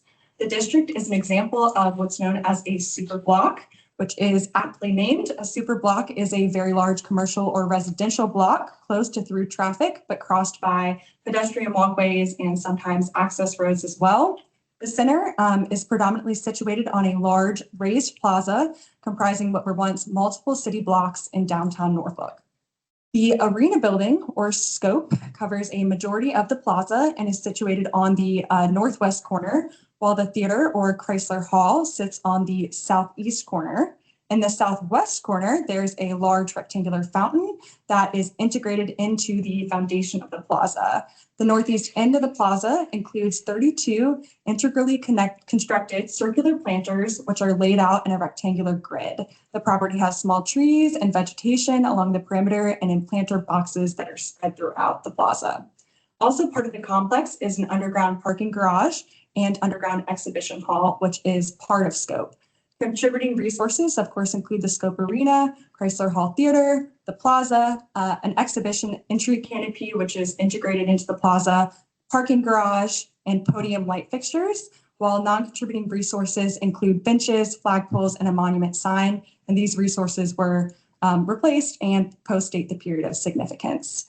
The Norfolk Cultural and Convention Center is an exceptional representation of mid-20th century modern movement architecture and urban planning practices, designed by Italian architect Pier Luigi Nervi and Norfolk architectural firm Williams and Tazewell and Associates. The center utilizes modern architectural design and engineering methods to create a superblock that's primarily composed of reinforced concrete. Nervi was internationally known for his achievements in the skillful use of soaring concrete buttresses and domes, such as those incorporated into the design of Scope. He was colloquially known as the poet of concrete. The neo-expressionist style Scope is expertly juxtaposed by, again, another example of new formalism, Chrysler Hall, which was redesigned by Williams and Tazewell and Associates from Nervi's original plans. Featuring the bold new formalist, new expressionist, and brutalist architectural styles, the center's distinctive design makes it a character-defining element of the redeveloped built environment created by Norfolk's urban renewal projects. The district serves as one of the best examples of modern movement mid-20th century superblock composed of a domed arena, theater complex, plaza, parking garage, and convention hall in Virginia. Norfolk's Scope is also one of relatively few buildings in the United States designed by Nervi and the only example of his work in Virginia.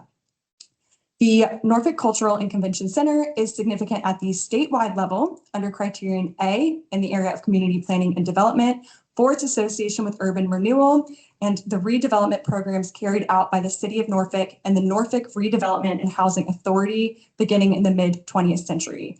The center provides an important lens through which to understand the socioeconomic impacts of urban renewal on the displaced peoples and communities in Norfolk. The center is also significant at the statewide level under criterion A in the area of entertainment and recreation. As the largest complex of its contemporaries in Virginia Beach, Hampton, Richmond, and Roanoke, it served as the premier venue for sporting events, concerts, and conventions. Statewide level under criterion the area of architecture for its association with Pier Luigi Nervi. Again, to recap, we're looking at the state criterion A and C. The period of significance is 1968 to 1972, spanning the construction and completion of the complex. There are 7 contributing resources between all of the buildings and contributing objects, and then 45 objects that are part of the plaza are the non-contributing resources. And this nomination was authored by Kayla Halberd, again, of Commonwealth Preservation Group. Are there any questions? All right, so with that, these are the nominations the Eastern Region would like to request approval. There are no comments or questions from the State Review Board. May I entertain a motion to approve the Eastern nominations as presented. So moved. And second. All those in favor, please say aye. Aye. Motion passes. Are there any comments or questions from the HR board? May I have a motion to approve these nominations? So moved. Second. All those in favor, please say aye. Aye. Thank you. Thank you. Yeah, thank you. You're not, you're always going to be on my left.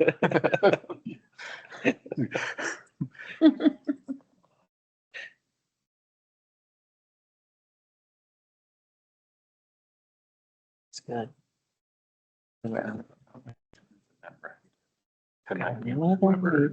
During the lunch break, I'll just give my credit card. Good morning, please, everyone. Good morning. Here with the Northern Region, we're going to begin with up in Fairfax County, with the William H. Randall Estates. The Randall Estates, the William H. Randall Estates neighborhood is located in eastern Fairfax County, just south of the city of Alexandria. The proposed district is edged by the north by the Bucknell Manor neighborhood and just to the south by the Holland Hills Historic District listed in National Register in 2013. The proposed Randall Estates Historic District is a mid-20th century residential subdivision. The neighborhood was established in 3 phases between 1962 and 1974 and is composed of 50 single-family residential lots. Overall, Randall Estates is representative of a nationwide trend in subdivision development in the mid-20th century, characterized by the arrangement of generous lots laid out along wide, gently curving roads and side roads ending in cul-de-sacs. Similar to many subdivisions constructed during that time, Randall Estates contained modest parcels characterized by turf lawns and shade trees accessed by wide curvilinear streets and cul-de-sacs. The proposed historic district contains 40 contributing buildings, 1 contributing structure, and 1 contributing object. There are 10 non-contributing buildings.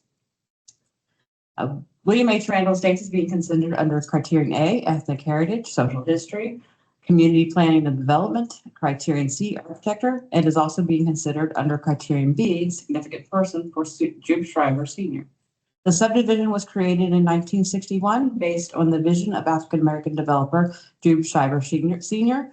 Shriver sought to establish a neighborhood of homes for Black families during the Jim Crow era when African-Americans were frequently excluded from residential communities through the use of racial restrictive deed covenants and financial redlining. Mr. Shriver went on to develop other housing developments in the area for low-income families, including Spring Garden Apartments down in the lower right, completed in 1967. He also developed housing for seniors and the first preschool in Gum Springs, an historic African-American community also in Fairfax County. Randall Estates is significant under Criterion A, Community Planning and Development, as a residential subdivision developed and built between 1962 and 1974 for African Americans during a time when it was difficult for them to find good housing. Mr. Shriver was inspired by his own experience when, as a local teacher, he was unable to find any decent community to live in for him and his family. He began to envision a neighborhood that would serve professional middle-class African Americans in southern Fairfax County. He visited a number of financial institutions before meeting with one that would actually finally loan him the money to build the first 2 homes in the subdivision, one for him and his family and one for William Randall, the retired Black farmer who, along with 4 other African-American property owners, agreed to sell Shriver their land for what would become Randall Estates. He reached out to other teachers, pharmacists, tax accountants, and other African-American professionals regarding the new subdivision, and all initial homeowners, except one, were African-American. The planning and development of the neighborhood was a significant accomplishment during a time of legal racial segregation, restrictive deed covenants, and redlining. Randall Estates is significant at the statewide level in the area of ethnic heritage African American as one of the only a handful of post-World War II pre-Civil Rights Act subdivisions planned for and open to the Black community. As Jube Shriver developed the community, there were main challenges for residents as racial tensions ran high in the region, exacerbated as local African American residents struggled for equality, justice, and civil rights in terms of housing and lending practices, as well as school integration and equal access to recreational facilities. Even after the establishment of the community and the passage of the Civil Rights Act, other laws made it difficult for African Americans. For example, William Carr, who owned a home in the subdivision constructed in 1965, said he could not legally occupy the dwelling with his wife, who was white and German born. Shriver's development of Randall Estates is an example of self-determination in a challenging and sometimes hostile environment that led to the formation of a community of families that formed lifelong bonds and helped improve quality of life for their residents. More than 50 years later, current residents talk about the cohesive nature of the community, the fact that many of the homes have been passed on down to their families, within their families over the years, and how residents continue to enjoy a wide range of social events and gatherings within the neighborhood as of 2025. William H. Randall Estates is also significant within the area of architecture for many surviving examples of mid-20th century architectural styles that survive with a relatively high degree of integrity. The modern character of the neighborhood is exhibited in the planned streets with 1 to 2 story houses, centered in each parcel and facing the road along a consistent setback that includes a generous front yard. Most of the homes are low-rise ranch style. However, there are homes that represent raised ranch, split level, international, modern, and neo-eclectic style architecture.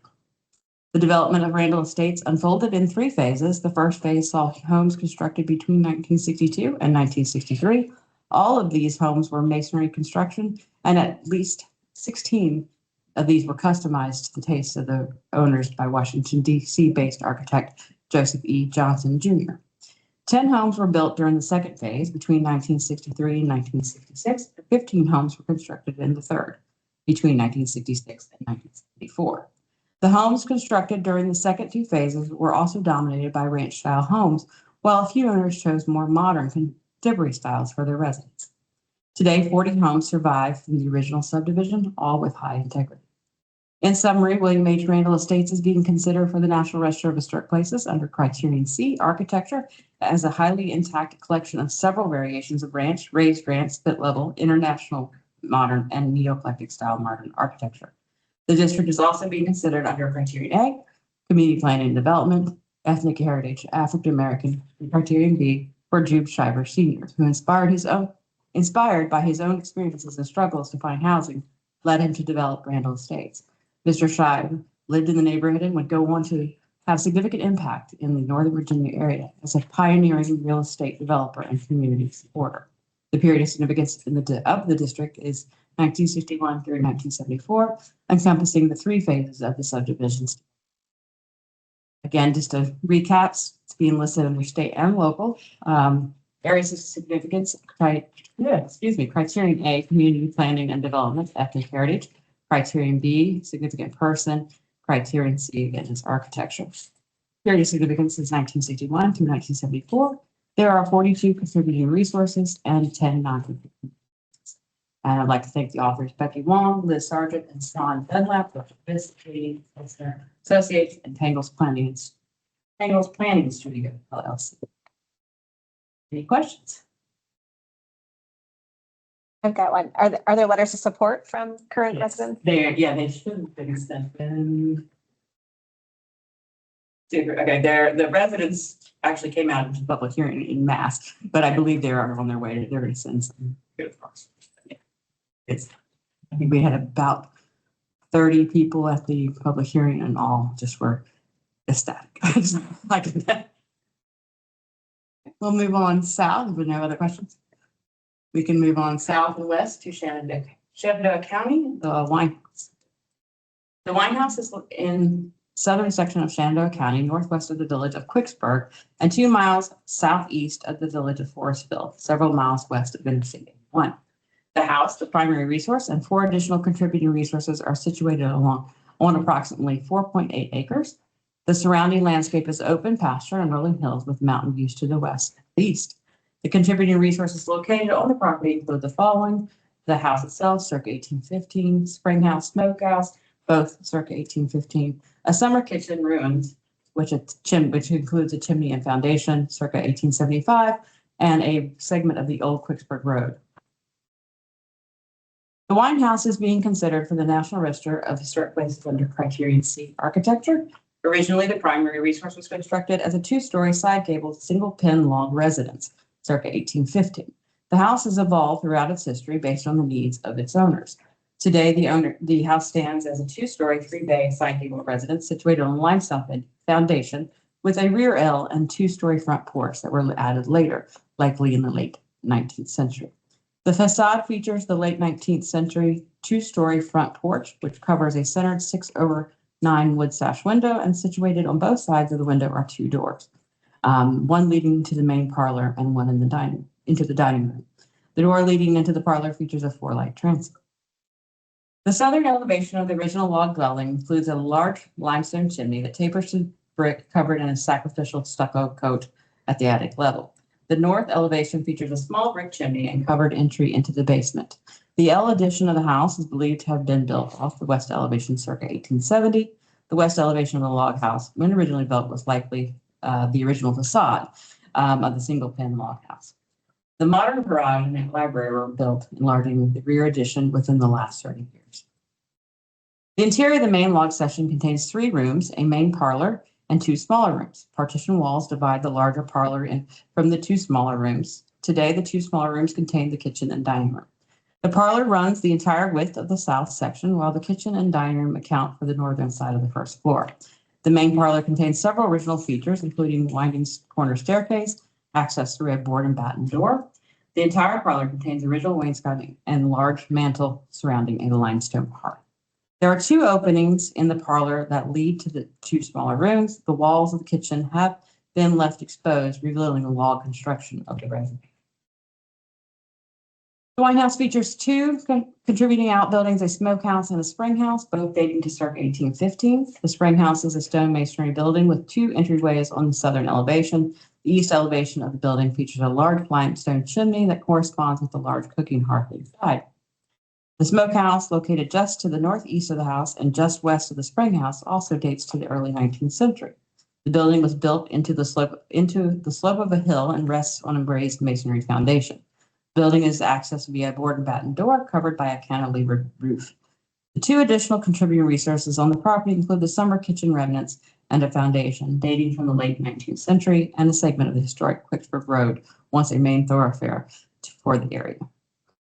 The parcel of land in which the Wine House is situated can be traced back to 1749 when Jacob Holman received a land grant from Thomas Fairfax, 6th Lord Fairfax County. The original land tract encompassed 420 acres. Holman sold 274 acres of the land to Henry Simmons in 1818. The Simmons would only live on the property for 7 years before selling it to John Wine in April of 1825. John Wine's ownership of the property would begin 139-year stewardship by the Wine family. The Wines continued to farm the property and become active members of the nearby community of Quicksburg. The house is being considered under Criterion C architecture for its method of construction as a vernacular adaptation of the federal style. The house represents a later constructed log residence that reflects the Germanic building traditions popular from the mid to late 18th century through the mid 19th century in this region of the Shenandoah Valley. The Wine House, again, in Shenandoah County, is being considered under Criterion C architecture at the local level as an early 19th century log building that evolved over time based on the needs of its owners, and a good example of vernacular architecture for rural Shenandoah Valley. Exhibiting early and traditional building methods, the size and scale of the original log dwelling make it unique in that there are very few known surviving examples of the single pen 3-room log houses in the region. The house retains many of its original windows and many of its interior architectural details, and they remain intact as well. Period of significance is 1815 through 1900, encompassing the date of construction of the primary residence, the contributing outbuildings and later additions, and changes made reflecting the needs of the owners and changing architectural tastes in the late 19th century. Level of significance is local under Criterion C architecture with period of significance of 1815 through 1900. Contributing resources are 5. And the author is Chase Pilcher and Michael Watson of the Shenandoah Restorations. Those are my nominations. Any questions?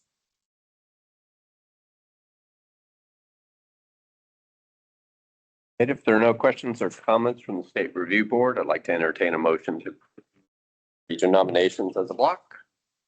I'll make a motion to approve the nominations. Thank you. Is there a second? Second. All those in favor, please say aye.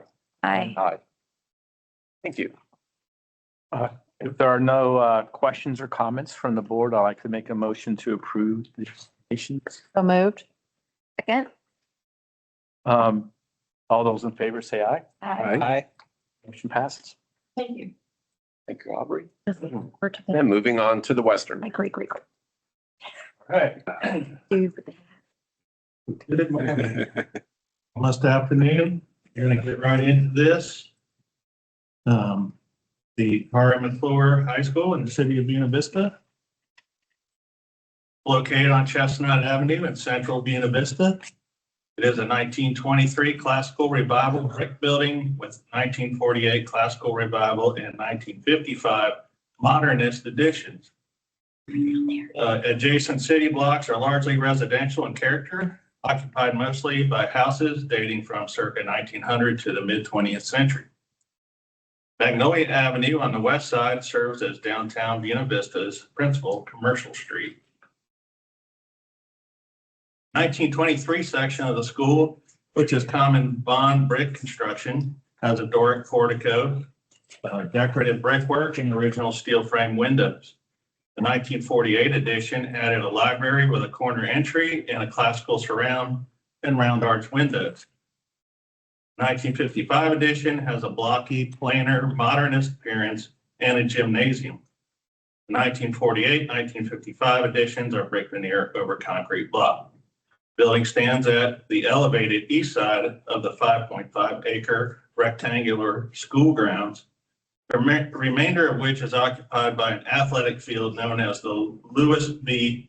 Schreiner Field. The athletic field is surrounded by a concrete wall built in 1939. In 1890, local educator John Parry McClure was elected principal of Buena Vista's first white school. And in 1892, he was appointed city school superintendent, post he held into his death. By the 1910s, a new facility for the city's white students was deemed essential.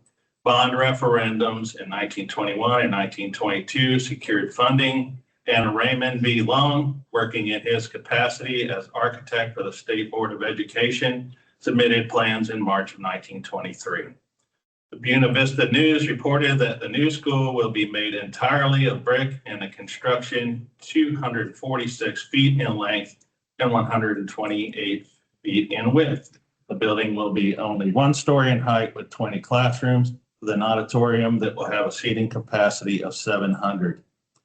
The 1928 Community Profile reported a teaching and official force of 17, a high school student body of 160, and a primary grade student body of 640.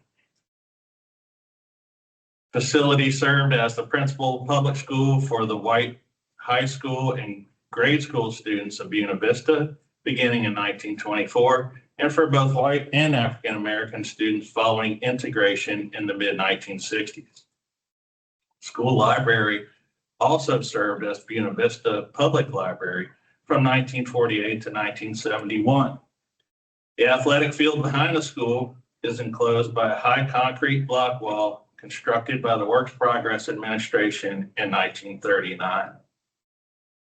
The high school program moved out of the building in 2001 when a new high school of the same name opened nearby, but it remains in use as the Parry McClure Middle School and school board offices. The property is locally significant under Criterion A in the area of education as the public school for the city during much of the city's historic era, and secondarily as the home of the Buena Vista Public Library. The period of significance extends from the school's opening in 1924 until the end of the historic period in 1975 and embraces desegregation in the mid-1960s. This nomination was written by Dan Pizzoni of Landmark Preservation Associates, and it's just 2 contributing resources, the school and the walled athletic field. Any questions on that? Okay. Move on to the P. Lorillard Tobacco Company warehouse complex in the city of Danville. 32-acre warehouse complex was developed in 1936 for tobacco storage by the P. Lorillard Tobacco Company, an important contributor to Danville's economy. Within the nominated parcel are 5 contributing rows of warehouses completed by 1939, 3 contributing structures, including a water tower, and a non-contributing office building that was built later. Warehouses represent the evolution of tobacco storage in Virginia during the early to mid-20th century, from multi-story vertical type warehouse buildings with integrated storage and processing to multiple large horizontal type story storage buildings feeding separate production facilities. These modern buildings facilitated more abundant and readily available storage for large-scale production while minimizing cost and risk of fire. They were designed as the open horizontal type building, which was prevalent during the early 20th century, and in 1974 adapted to the closed type building or fumatorium more common in the mid to late 20th century. Due to the ventilation properties of open warehouses, tobacco beetles were able to infiltrate and destroy the hogsheads of stored tobacco.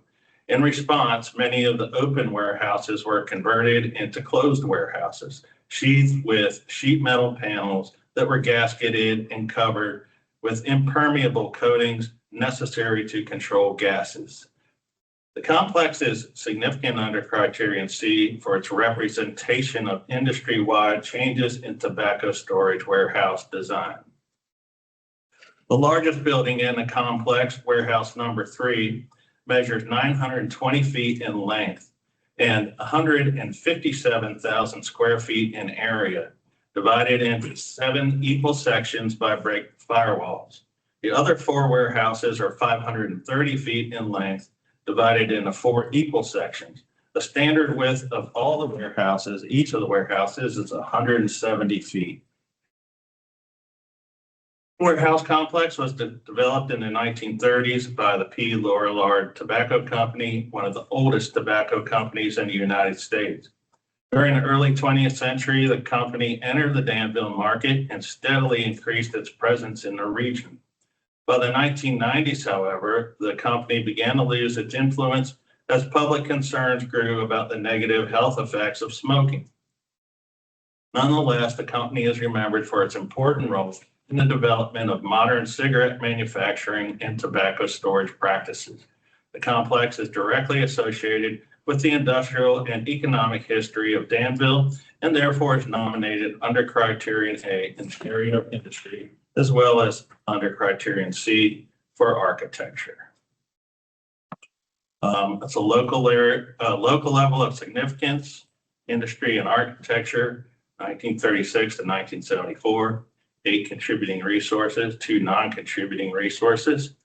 And the authors are Dara Friedberg, Anna White, Allison Donnelly of Dutton and Associates. Any questions about that? See a puzzled look over there, but we can talk later. Are they all still being used in some capacity? I don't think they are. I think they're mostly vacant right now. All vacant? And our last one for you today, the Abingdon Historic District update in Abingdon, town of Abingdon in Washington County. The 31-acre Abingdon Historic District comprises 5 blocks of downtown Main Street, listed on the Virginia Landmarks Register and the National Register in 1970. Among the first historic districts in the region to be listed. Architecturally, the district is unrivaled in Southwest Virginia. Abingdon's location on major historic transportation routes led to its early development as a commercial center. This part of Main Street combines with US Route 11, which traces the path of settlement migration into Tennessee, known variously since the mid-18th century as the Great Wagon Road, the Great Road, or the Valley Pike.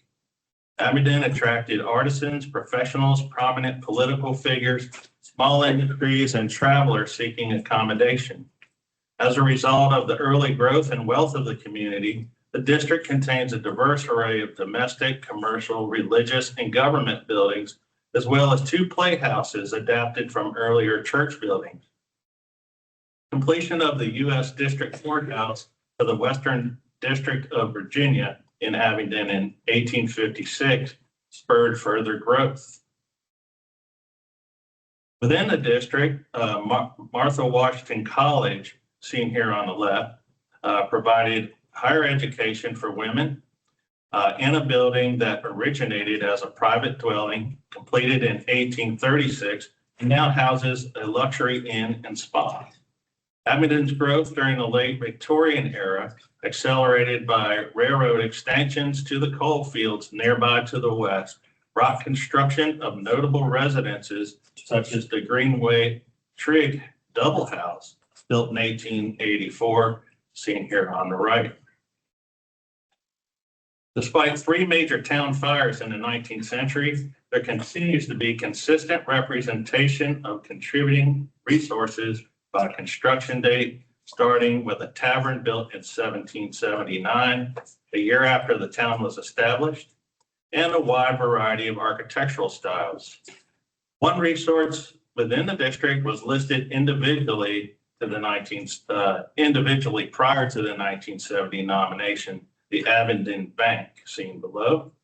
Constructed in 1858, the three-story Greek Revival building combined a bank with a residence. Well-preserved original outbuildings include quarters for the enslaved servants.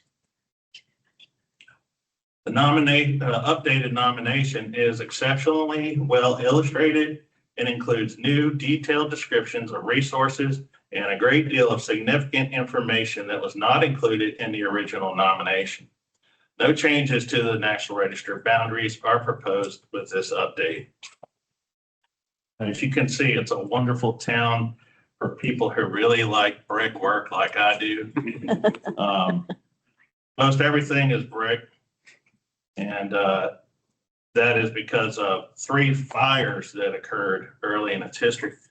The historic district contains 66 contributing buildings ranging in date from 1779 to 1938. Of the 52 non-contributing resources, only 29 are buildings. The remainder are such items as pergolas, a fountain, a sculpture, signs, and markers that post-date the period of significance. The district is nominated at a statewide level under Criterion A in the area of performing arts, under Criterion B in the area of politics and government for association with Governor John B. Floyd, and in the area of performing arts for association with Robert Porterfield, as well as under Criterion C in the area of architecture. In addition, it is nominated at the local level in the areas of commerce and industry for association with William King, and in the area of politics, government for association with Francis Preston. You'll have to read this nomination to understand who all these people are, but it's a lot of famous people, and a lot of them were associated with, well, not a lot of them, but certainly Robert Porterfield associated with the Barter Theater. The authors are Mary Ruffin Hanbury, who is with us today, and David Lewis of the William and Mary Center for Archaeological Research. I want to extend a special thanks to DHR's cost share manager, Blake McDonald, who was here a little while ago. And as I mentioned, there's statewide and local level to this, numerous areas of significance, period of significance covering more than 150 years, ending in 1938. And important to note that this program, that this nomination was funded by a partnership between DHR and the town of Abingdon. So this has been a long, long time coming. The original nomination actually prepared in 1969 and listed in 1970. It consists of about maybe 2 or 3 pages, almost nothing useful. And now we have this wonderful nomination. I'm really proud to see this happen. Mary Ruffin is a great describer of buildings, and I'm so glad that we were able to get her on this project. So thank you very much. Any questions or comments?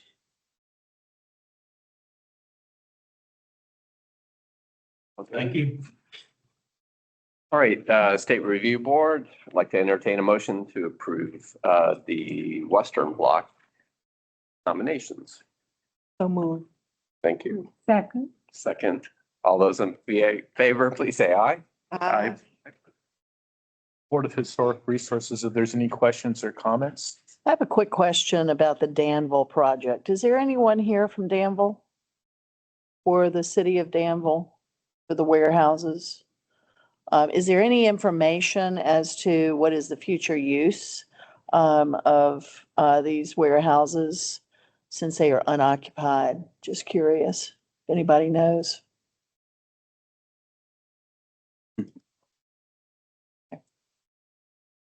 an interesting project that they're are not occupied and, you know, there's no information on for future use, whether or not their tax credit bound or or otherwise. Just kind of curious. Thank you.